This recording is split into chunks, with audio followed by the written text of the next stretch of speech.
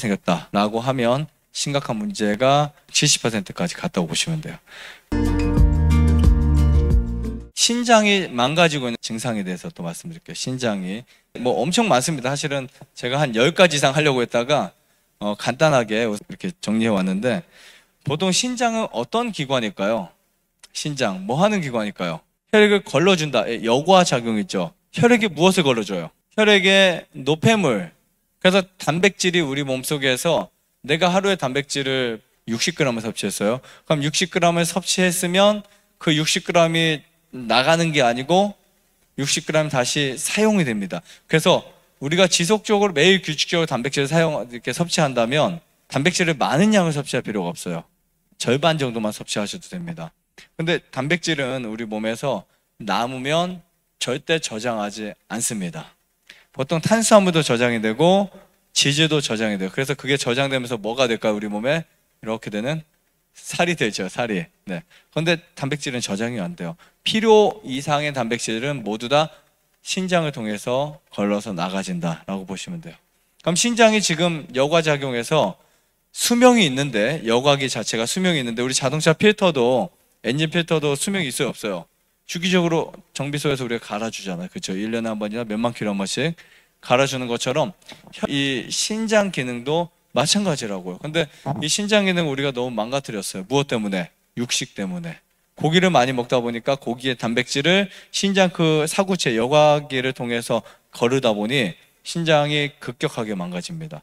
그래서 육식을 많이 하는 문화에 사람들이 신부전증 환자가 정말 많은 거예요. 우리나라 옛날에 신부전증 별로 없었어요. 근데 지금은 20대든 30대든 40대든 너무나 많습니다. 투석실에 가보면 정말 많이 있어요. 일주일에 2번 내지 3번 투석하러 가야 됩니다.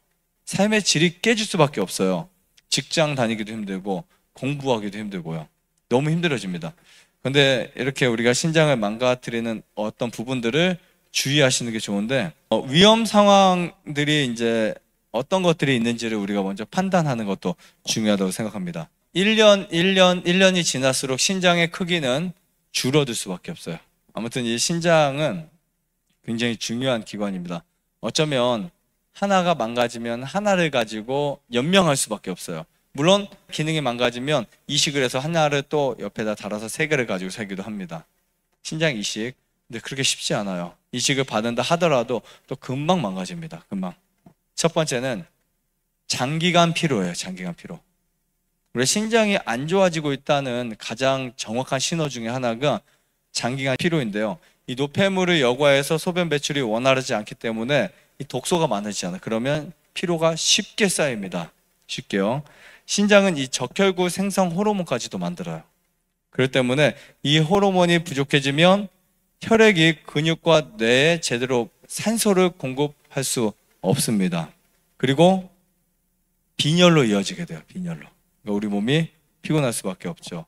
그리고 이제 수면 무호흡증과 이제 만성 신장 질환이 이제 계속해서 생기게 되겠죠. 그래서 이런 부분들을 우리가 한 하루, 이틀, 열흘, 아니면 계속 한 달 계속해서 뭔가 피로감이 계속 이렇게 따라오잖아요. 그럼 여러분들이 신장이 망가지지 않았나 의심을 해볼 필요도 있습니다. 근데 이거 한 가지만 가지면은 뭐 갑상선이 망가져도 피곤하고요. 그 다음에 또 이따가도 말씀드리겠지만 당뇨가 심해져도 피로가 왔어요. 근데 제가 같이 말씀드린 이유는 세트로 왔을 때를 말하는 거예요. 두 번째는 피부에 문제가 생겨요. 아토피가 됐든 가려움증이 됐든 피부 염증이 됐든 습진이 됐든 무좀이 됐든. 그러니까 지금 피로한 사람이 가려움까지 같이 왔어요. 그러면 이제 문제가 생깁니다. 이 독소가 신장에서 다 걸러내지 못하잖아요. 그러면 신장이 간에게 야 네가 좀 해결해 줄래? 했더니 간도 나 지금 바빠서 안 돼. 그럼 어디다 보낼까요? 피부로 보내는 거예요. 피부로. 왜냐하면 피부는 그래도 땀샘이 되게 많잖아요. 근데 거기에다가 우리는 땀도 안 내요. 그냥 굉장히 귀찮아서 운동도 안 해요. 그럼 피부에서 어떤 현상이 생길까요? 그 노폐물을 처리하지 못한 채 피부층에 그것을 갖고 맙니다. 신장이 안 좋아지게 되면 피부에 가려움증이 생길 수밖에 없습니다. 그냥 어딘가 간질간질해요. 이렇게 굉장히 많이. 장시간 이 가려움이 피로와 함께 생겼다라고 하면 심각한 문제가 이제 50% 이상, 70%까지 갔다고 보시면 돼요.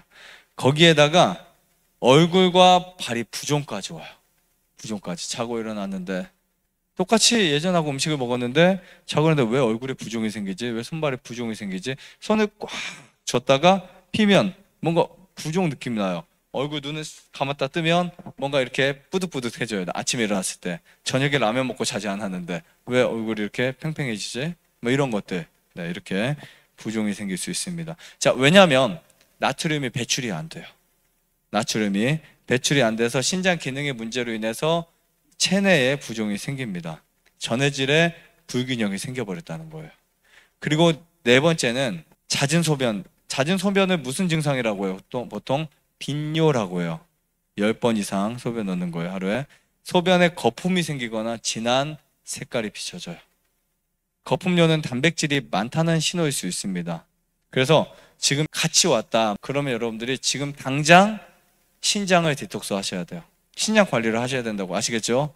이건 나이 예외입니다. 사실 전혀 상관이 없어요. 좋아요, 구독, 안내자전 눌러주세요.